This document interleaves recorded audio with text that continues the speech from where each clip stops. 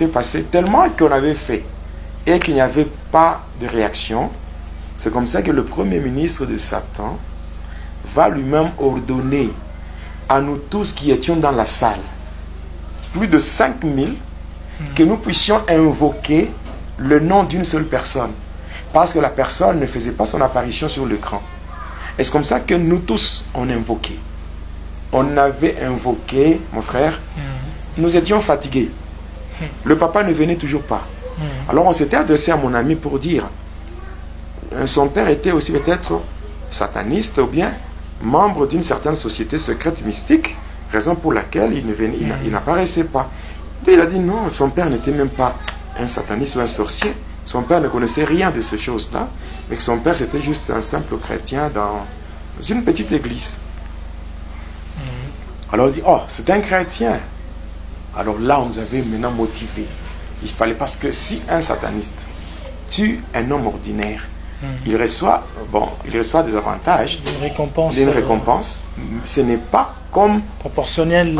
Ce n'est pas proportionnel au sacrifice d'un chrétien. Donc quand un sataniste sacrifie un chrétien, on lui donne beaucoup d'argent, on lui donne beaucoup de faveurs. Et c'est comme ça, par rapport à cela, donc on était obligé de faire tout ce qui était en notre pouvoir pour éliminer ce papa. On l'avait fait, on avait invoqué des démons tels que les démons méchants ou les esprits méchants, les esprits qui sont chargés uniquement pour tuer, tels que Asdamon, Asmodée, Kitutamurita et tout. On les avait invoqués et malheureusement, ils ne venaient toujours pas. Et comme ils ne venaient toujours pas, alors, et comme nous on continuait à invoquer, pendant qu'on continuait à invoquer, qu'est-ce qui s'était passé au niveau de l'écran? Au lieu que le papa apparaisse, il y avait une croix. Juste une croix. Mais sur la croix, il n'y avait personne. On voyait la croix. Et pendant qu'on voyait cette croix, il y avait maintenant le sang qui coulait de cette croix. Donc il y avait le sang qui coulait de cette croix. Et après un temps, cet écran-là, c'était brisé, ça avait explosé. Et nous tous qui étions là, nous étions projetés par terre. Projetés par terre. Juste à cause d'un seul chrétien. Un seul chrétien, une seule personne qui avait donné sa vie à Jésus-Christ. C'est vraiment un avantage d'être dans le Seigneur. Parce que le jour où le diable cherchera à mettre fin à votre vie, vous ne saurez même pas. Le fait d'être attaché à Jésus, le fait de vivre avec lui, cela nous aide à échapper à beaucoup de choses. Parce que le jour de malheur, on ne saura même pas qu'on est visé ou on est attaqué par Satan. Mais cependant, le Seigneur va nous protéger. Alors, tellement que quand nous étions projetés par terre, que nous étions tombés. Par après, quand on s'était réveillé, quand on s'était relevé, tout ça, il était question maintenant de régler cet incident. Alors on tonnait sur mon ami là, on a tonné sur lui, on a dit tout ce qu'il fallait dire, l'insulter, l'injurier et tout. Maintenant au final, qu'est-ce qui s'était passé? On avait pris le poison en poudre, physiquement, et on avait donné à mon ami, et en lui disant que, à cause de ce qui s'était passé, nous, à notre niveau, on ne pouvait pas tolérer ou accepter un tel incident. Donc, on ne pouvait pas accepter la défaite. Par conséquent, il fallait nécessairement que ce papa meure. Et on avait donné le poison à mon ami.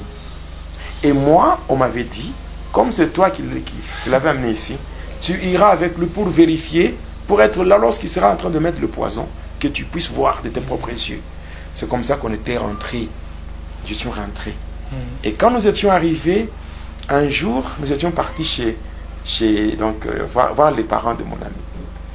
À Lumumba, à Likasi, dans le camp Jekamine, le quartier Dak. Oui, c'est là.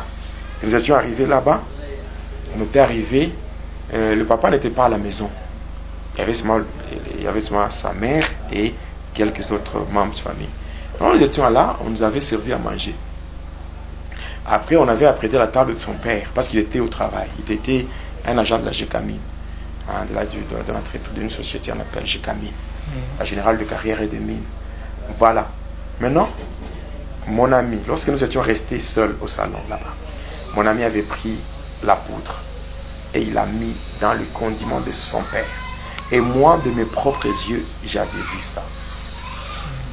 Aux environs de 17 heures, son père était rentré du boulot. Il entre, il nous trouve, nous étions au salon. Et là, il nous salue même. Il nous salue avec joie. Et il ne se doutait de rien. Et il était entré aussi dans sa chambre. Quelque temps, quand il avait fini de se changer, il est venu là-bas, il y a côté de la salle à manger, et il s'était mis à manger. Avant même de manger, il a commencé par faire sa prière. À la fin, il a dit au nom de Jésus et tout et tout. Bon, nous étions sûrs de nous-mêmes, hein. Comme le poison était déjà placé, que tout était là, on se disait qu'au fait aujourd'hui, bon, c'est fini pour lui, c'est fini pour lui. Et c'est comme ça que ce papa-là avait mangé. Et ce jour-là, il avait tout mangé, tout, et les foufous, et les condiments, il avait tout terminé, tout. Et d'ailleurs, jusqu'à aujourd'hui, au moment où je parle, au moment où je donne ce témoignage, ce papa est encore en vie. Et le poison n'avait rien fait dans son corps. Rien fait. Le Seigneur est fidèle, hein? Dans Marc 16, il a dit, voici le miracle qui accompagneront ceux qui auront cru. Au nom de Jésus, ils chasseront les démons, ils parleront de nouvelles langues, ils imposeront les mains aux malades et les malades seront guéris, ils saisiront les serpents, même s'ils boivent quelques breuvages mortels, cela ne leur fera point de mal. Donc le Seigneur est tellement fidèle, au point que quand son père avait mangé, et après les 2 semaines qu'on avait donné comme de lait, hein, à mon ami pour exécuter l'ordre, donc cet ordre-là qui consistait à éliminer son père, comme c'était passé que son père n'était pas mort, il fallait que lui-même meure. C'est comme ça qu'un jour j'étais toujours à Likasi du côté du quartier Kampompi. Voilà, c'était vers 19h, 20h. On m'appelle à partir du monde de ténèbres, on me dit, va l'achever. Ah, va l'achever. Alors il était question maintenant que je me rende chez mon ami. J'étais parti, j'arrive chez lui. Donc toi-même son ami, et oui. On t'a donné la mission d'achever. Oui, j'arrive parce que là, il n'y a pas l'amitié. Il n'y a que l'hypocrisie. Okay. Oui, alors j'arrive là-bas, je regarde par la fenêtre, je le vois allongé par terre. Il s'est tourné de douleur et tout et tout. Alors moi, j'entre. Moi, qu'est-ce que j'avais fait? Je voyais par la fenêtre et je passe du côté là où il y avait des toilettes, donc des installations sanitaires. Et là, je m'étais allongé par terre. J'ai fait une incantation de la métamorphose. Et là, je me change, je deviens un serpent. Et j'étais rentré dans sa maison et je l'avais mordu. Je l'avais piqué comme ça, je l'avais mordu. Et j'étais sorti. J'arrive de l'autre côté, j'ai fait encore l'incantation. Et lui, il n'avait rien vu? Il avait vu le serpent. Il avait vu le serpent? Le serpent, oui. Et alors, je passe à l'autre côté, je m'échange, je redeviens humain. Et je rentre. Mais ce n'était même pas accouru pour tuer le serpent. J'arrive là dans la maison. Maintenant, cette fois-là, je suis humain. Je trouve par terre en train de se tordre de douleur. Il s'est débattu, tout ça. Et donc, vous l'avez mordu? Oui. Et après, vous êtes... Après. Cette fois-là, je viens maintenant pour le secourir. Je lui dis, mais qu'est-ce qu'il y a? Qu'est-ce qu'il y a? Je le prends dans mes bras. Je dis, mais c'est quoi? Il me dit, non. On a envoyé des esprits qui m'ont frappé, qui m'ont tabassé. Ils m'ont tabassé sérieusement. Et puis, il y a quelques minutes, il y a aussi un serpent qui est entré, qui m'a mordu. Et je regarde d'un côté, il y avait un morceau de bois. Et je prends ce morceau de bois. Je dis, mais le serpent t'a mordu? Il dit, oui, serpent.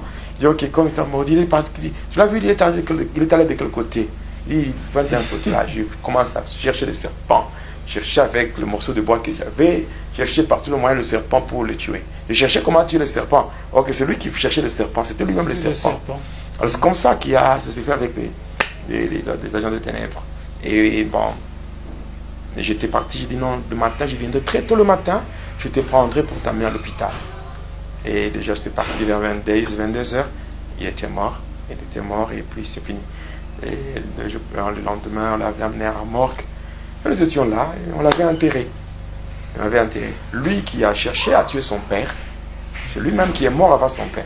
Parce que jusqu'à aujourd'hui, son père est encore en vie. Est-ce que son père sait cette histoire? Comment? Il connaît cette histoire? Son père me connaît très bien. Et il ne connaît pas ce qui s'était passé. Non. Vous n'avez pas encore réuni votre courage pour aller lui dire. Bon, le Saint-Esprit, peut-être il permettra un jour que je le fasse, mais sinon, Oui. sincèrement, je ne l'ai